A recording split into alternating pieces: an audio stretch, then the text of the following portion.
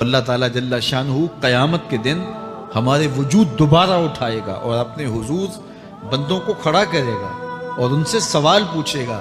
یہ نہیں ہے کہ جو مرضی کرتے گئے، ایک آدمی نے ظلم کیا، جبر کیا، زیادتیاں کی، لوگوں کا حق لوٹا، لوگوں کا مال غصب کیا، عزتیں پامال کی، اور اتنا مؤثر تھا کہ عدالتیں وہ خرید لیتا تھا، کچہریاں وہ خرید لیتا تھا، پولیس وہ خرید لیتا تھا، کوئی سے پوچھنے والا نہیں تھا، اس کی بات چلتی تھی، اس کا فون چلتا تھا، اس کا رکا چلتا تھا، عیش و عشرت کی زندگی گزاری اور مر گیا، ہزاروں کے حق غصب کر کے، ہزاروں کا مال ہڑپ کر کے، لوگوں کی آبروئیں لوٹ کے مر گیا اور قبر میں چلا گیا، بس قصہ ختم۔ اب نہ وہ اٹھے گا، نہ اس سے حساب لیا جائے گا، تو پھر انصاف کہاں گیا؟ ایک عدالت ایسی ہونی چاہیے کہ جس عدالت میں اس کو بھی پکڑا جائے اور ٹکٹکی پہ باندھا جائے کہ دنیا پر تو کسی نے تجھے پکڑا نہیں، آ اس عدالت میں تیرے خلاف سلطانی گواہ بھی موجود ہیں اور تجھے گناہوں کا، جرم کا بدلہ بھی دیا جائے گا، اور منصف جو ہے وہ انصاف کرے اور ان مظلوموں کو کھڑا کیا جائے کہ دنیا پر تو تمہاری داد رسی کسی نے کی، اس دربار میں تمہاری پوری پوری داد رسی کی جائے گی۔ عقل مانتی ہے کہ ایک ایسا دربار ہونا چاہیے، ایسا احتسابی عمل ہونا چاہیے، ایک ایسی عدالت لگنی چاہیے کہ جس کا کہیں جسے انصاف نہیں ملا اس کو وہاں جا کے انصاف ملے، اور وہ دن قیامت کا دن ہے۔ اس کا یقین زندگی میں نظم پیدا کر دیتا ہے اور تھر تھر بدن کانپتا ہے کہ آج اگر ہم مؤثر بھی ہو جائیں اور کسی کے سامنے جواب دے نہ ہوں، لیکن ایک عدالت تو ہے جہاں ہم نے جواب دہ ہونا ہے اور اپنے ایک ایک عمل کا حساب دینا ہے۔ تو اللہ ارشاد فرماتا ہے کہ اس عدالت کے سامنے تم نے پیش ہونا ہے، تمہارے جوڑ جوڑ کو اللہ تعالیٰ دوبارہ کھڑا کرے گا اور اس کو دوبارہ تخلیق کرے گا اور پیدا کرے گا، اور تم دوبارہ کھڑے ہو جاؤ گے، اس کے حضور پیش ہوگے۔ بل یرید الانسان لیفجر امامہ، بلکہ آدمی چاہتا ہے کہ اس کی نگاہ کے سامنے بدی کرے۔ استغفر اللہ۔ یہ ایک ظالم کافر تھا، وہ حضور کی خدمت میں آیا، کہنے لگا میں نہیں مانتا قیامت آئے گی۔ حضور نے اس کو دلائل دیے، تو جب دلائل کے سامنے بے بس ہو گیا تو کہنے لگا کہ جس قیامت کی آپ بات کرتے ہیں وہ قیامت آ بھی گئی تو میں نہیں مانوں گا۔ اللہ اکبر۔ تو وہ انکار کرنے والوں کی انتہا ہوتی ہے، اور ذرا دیکھیے وہ کیا بول رہا ہے، بل یرید الانسان لیفجر امامہ۔ اس کی سرکشی دیکھیے، اس کا تمرد دیکھیے۔ وہ کہتا ہے اچھا اگر قیامت قائم ہوئی تو یہ گناہ، یہ جرم، یہ بدی، یہ بدکاریاں، یہ ظلم جو میں کرتا ہوں، یہ بدکاریاں رب کے سامنے کروں گا۔ کیسی ڈٹائی ہے، مذاق اڑاتا ہے، تمسخر اڑاتا ہے آخرت کا۔ کہتا ہے جو بدیوں کا کاروبار میں نے گرم کیا ہے، جو بدکاریاں میری زندگی کا معمول ہیں، جو دادے عیش دیتا ہوں، جو عزتوں کو پامال کرتا ہوں، جو غریبوں کے پنجے توڑتا ہوں، جو لوگوں کا حق غصب کرتا ہوں، جو برائیاں کرتا ہوں، اگر قیامت قائم بھی ہو گئی تو میں یہ سارے جرم رب کے سامنے کروں گا، پھر وہ مجھے پکڑ کے دکھائے۔ اللہ اکبر۔ یسأل ایان یوم القیامہ۔ پھر پوچھتا ہے اچھا قیامت کب آئے گی؟ یہ تمسخر کے طور پہ پوچھتا ہے، لاؤ نہ قیامت، کب آئے گی قیامت؟ میں جرم رب کے سامنے کرنا چاہتا ہوں۔ اللہ اکبر۔ اب جواب سنیے، اب لفظوں کا ترجمہ اس زور سے کیا ہی نہیں جا سکتا جس زور کے لفظ ہیں۔ وہ کہتا ہے قیامت کب آئے گی؟ میں تو یہ جرم رب کے سامنے کرنا چاہتا ہوں، کوئی قیامت نہیں ہے، مذاق اڑاتا ہے۔ قیامت کب آئے گی؟ آواز آئی، فَإِذَا بَرِقَ الْبَصَرُ وَخَسَفَ الْقَمَرُ وَجُمِعَ الشَّمْسُ وَالْقَمَرُ۔ جب قیامت آئے گی تو آنکھیں چندھیا جائیں گے، چاند بے نور ہو جائے گا، سورج اور چاند اکٹھے ہو جائیں گے۔ یقول الانسان یومئذ این المفر۔ آج جو کہتا ہے کہاں ہے قیامت، اس دن بھاگتا پھرے گا، کوئی پناہ گاہ ہو بتاؤ، کوئی ہے ٹھکانہ چھپنے کا، کوئی پناہ گاہ ہے؟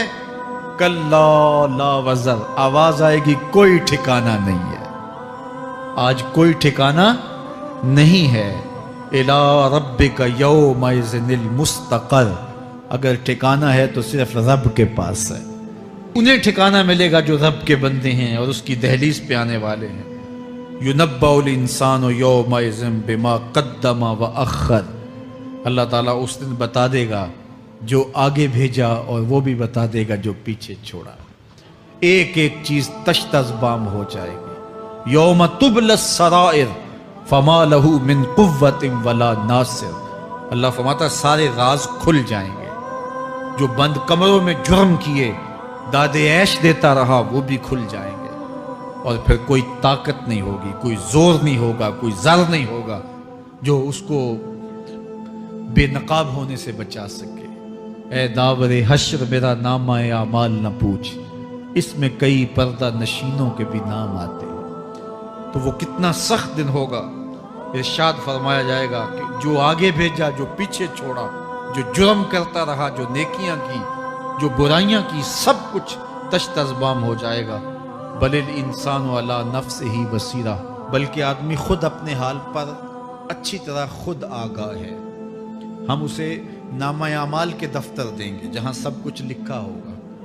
قرآن بتاتا جب نامہ اعمال سامنے آئے گا تو وہ بے ساختہ پکار اٹھے گا, ما لہذا الکتاب لا یغادر صغیرۃ ولا کبیرۃ الا احصاها. ہائے اس کتاب کو کیا ہوا, اس نے چھوٹی بڑی کوئی بات نہیں چھوڑی, سب کچھ لکھ دیا. نامہ اعمال سامنے ہوگے, زمین بولے گی, ہاتھ پاؤں بولیں گے, فرشتے بولیں گے, کرامن کاتبین بتائیں گے یہ کیا کیا جرم کرتا رہا, کیا کیا گناہ کرتا رہا. تو اس دن ہر شے سامنے آ جائے گی. تو یہ تو ثبوت ہوں گے ہی ہوں گے, لیکن اللہ فرماتا ہے ثبوت تو اپنی جگہ, لیکن بل الانسان علی نفسہ بصیرہ. کیا انسان کو خود نہیں پتا کہ وہ کہاں کھڑا ہے؟ اس کو اپنے جرائم کی فہرست خود یاد ہے, اس کے ضمیر پہ خود اس کا بوجھ موجود ہے. اسے یہ نامہ اعمال نہ بتاتے, فرشتے نہ بتاتے, پھر بھی اسے پتا تھا کہ میں کیا ہوں اور کہاں میں نے جرم کیا ہے. وَلَوْ أَلْقَى مَعَاذِيرَهُ, اللہ اکبر. اگر اس کے پاس جتنے بہانے ہوں سب لا ڈالے, جب بھی کوئی اس کا بہانہ نہیں سنا جائے گا. قیامت کا دن ہوگا, دنیا کے اوپر تو بہانوں سے انسان بچ نکلتا ہے. کوئی جھوٹ بول لیا, کوئی جھوٹا گواہ پیش کر دیا, کوئی مکر کر لیا, کوئی رشوت چل گئی, کوئی سفارش کام آ گئی, کوئی بہانہ تراش لیا, بات کو توڑ موڑ کے پیش کر لیا. لیکن قیامت کا جب دن ہوگا تو کوئی نہ جھوٹا گواہ چلے گا, نہ رب کی پولیس رشوت لیتی ہے, نہ وہاں انصاف کے خلاف کوئی کام ہوگا, اور نہ ہی کوئی بہانہ چل سکے گا. اللہ اکبر. دوسری بات مفسرین نے یہ بھی لکھی کہ بعض اوقات یہ ہوتا ہے کہ انسان اپنے گناہ پر, اپنے جرم پر کوئی بہانہ تلاش کر کے لوگوں کو مطمئن کر لیتا ہے. جو اس نے جرم کیا, کسی سے زیادتی کی, کسی کا حق غصب کیا, تو لوگوں نے ملامت کی تو وہ کوئی بہانہ تراشتا ہے اور لوگوں کو مطمئن کر لیتا ہے. بعض کا لاجواب کر دیتا ہے, بعض کا مطمئن بھی کر لیتا ہے. وہ لوگوں کو تو مطمئن کر لیتا ہے لیکن وہ خود مطمئن نہیں ہو سکتا. جس نے جرم کیا ہوتا ہے, جرم اس کو اندر سے ڈستا رہتا ہے, اس کا ضمیر اس کو ٹھوکریں مارتا رہتا ہے, اندر کی بے چینی اسے تنگ کرتی رہتی ہے. اگرچہ وہ دلائل سے, مکر و فریب سے, باتوں کو توڑ موڑ کے عذر کر لیتا ہے, کوئی بہانہ بنا لیتا ہے, لیکن اس کے باوجود اس کے اندر کوئی چین, اندر کوئی اطمینان نہیں ہوتا. اللہ اکبر. تو مجرم بے چین رہتا ہے. آج ہماری بے چینیوں کا ایک سبب ہمارا مالک کی دہلیز سے منہ موڑنا اور بہت سارے دیدہ نادیدہ گناہوں کا ارتکاب کرنا ہے. جب ہم سے سستیاں ہو جاتی ہیں, کوتاہیاں ہو جاتی ہیں, تو وہ گناہ ہمارا پیچھا نہیں چھوڑتے اور ہمیں بے چین اور مضطرب رکھتے ہیں. تو بعض اوقات جو ہے وہ ہم کہتے ہیں کہ پتہ نہیں بے چینی کیا ہے. بے چینی گناہوں کی ہے. گناہ طبیعت میں بے چینی پیدا کر دیتا ہے, سکون نہیں آنے دیتا. اطمینان کی دولت چھن جاتی ہے جب کوئی شخص گناہ کرتا ہے. اور یہ لازمی نہیں ہے کہ وہ کسی کا حق غصب کرے, اس نے کسی کی عزت ہی پامال کی ہو, اس نے کسی کی آبرو پہ حملہ کیا ہو. اگر نماز چھوڑی ہے تو بے چینی یہ بھی کم نہیں ہے, یہ رب کی نافرمانی ہے. اگر اس کی نظر بھٹکی ہے تو یہ بھی کم بے چینی نہیں دیتی. اگر اس کا خیال بہکا ہے, اس نے زبان سے کسی کو دکھ دیا ہے, اس نے کسی کے لیے سب و شتم کا انداز اختیار کیا ہے, گالی گلوچ کا رنگ اختیار کیا ہے, تو پھر کیا ہوا کہ یہ بے چینی اندر کو توڑتی رہتی ہے. انسان چلتا پھرتا ہے لیکن اسے طمانیت نہیں ملتی، اسے سکون نہیں ملتا. سکون کب ملے گا؟ سکون تب ملتا ہے جب کسی سے زیادتی کی ہو تو اس سے جا کے معافی مانگ لی جائے، اور اس لجاجت کے ساتھ معافی مانگی جائے کہ وہ مجبور ہو جائے معاف کرنے پہ، تو پھر اندر طمانیت اتر جاتی ہے. اگر رب کی نافرمانیاں کی ہیں تو لیلۃ القدر کے دامن میں اس سے معافی مانگ لو، اتنی لجاجت سے معافی مانگو، اس قدر رو کے معافی مانگو، ترلے منت پہ اتر آؤ، ہاتھ جوڑو، آنسو بہاؤ، چیخو، چلاؤ، رو، اس کی دہلیز سے لپٹ جاؤ، اس سے اپنے گناہوں کی معذرت کرو. جب مالک نے معاف کر دی اندر کی ساری بے چینیاں مٹ جائیں گی، دل کو قرار مل جائے گا، دل کو تسکین نصیب ہوگی. تسکین اس کی دہلیز سے تمہیں ملے گی، یہ اندر سے پھوٹتی ہے، باہر سے نہیں آتی ہے. تسکین کے قافلے اندر ہی اترتے ہیں، اندر سے اس کے سوتے پھوٹتے ہیں، اس کے چشمے پھوٹتے ہیں. ہم باہر سے ڈھونڈتے ہیں، باہر سے تسکین نہیں ملتی، یہ اندر سے آئے گی. اس لیے اس دل کے اوپر لگے ہوئے میل کچیل کو، غلاظت کو دور کر لو اور کھرچ دو دل کے اوپر پڑے ہوئے جتنے بھی زنگ ہیں. تو پھر نتیجہ کیا ہوگا؟ دل ستھرا ہوگا، مصفہ ہوگا، مزکا ہوگا، تو پھر دل پر نور ہوگا. تو پھر آپ کو زندگی گزارنے کا لطف اور سرور اور مزہ آنے لگ جائے گا.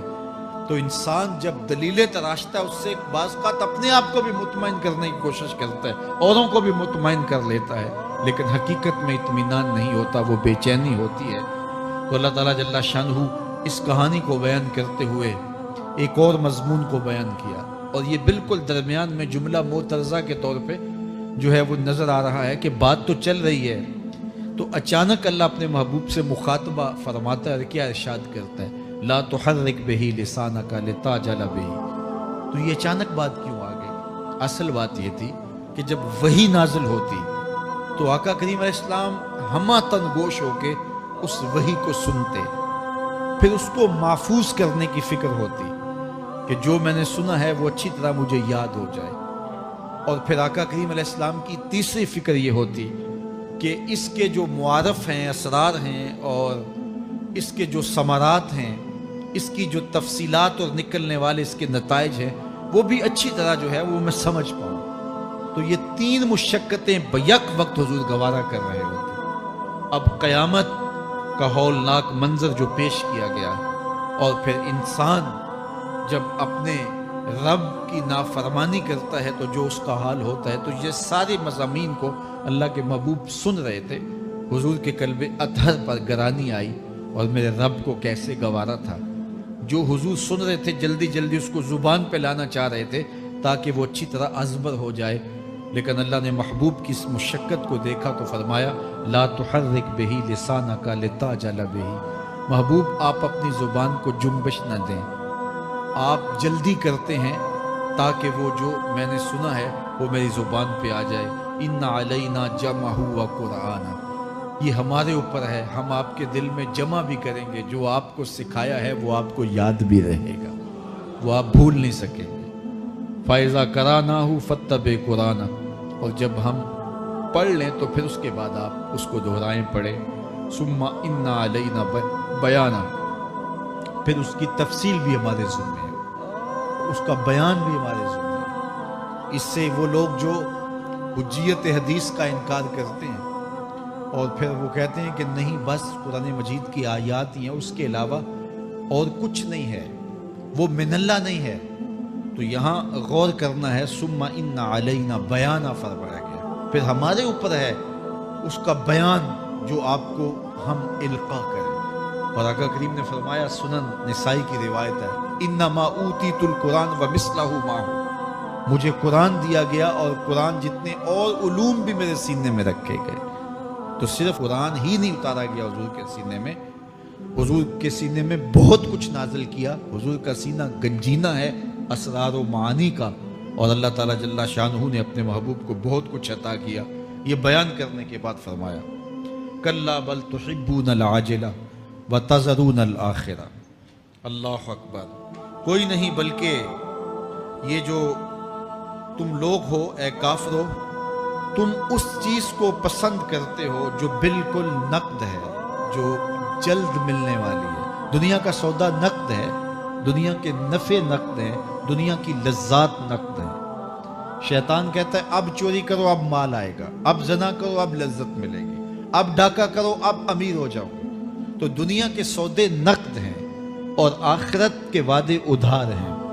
وہ ارشاد فرمایا بل تحبون العاجلہ، تم دنیا کی جو عاجل چیزیں ہیں، جو بالکل نقد سودے ہیں، تم ان کے پیچھے پڑتے ہو، وتذرون الآخرہ، اور آخرت کو چھوڑتے ہو۔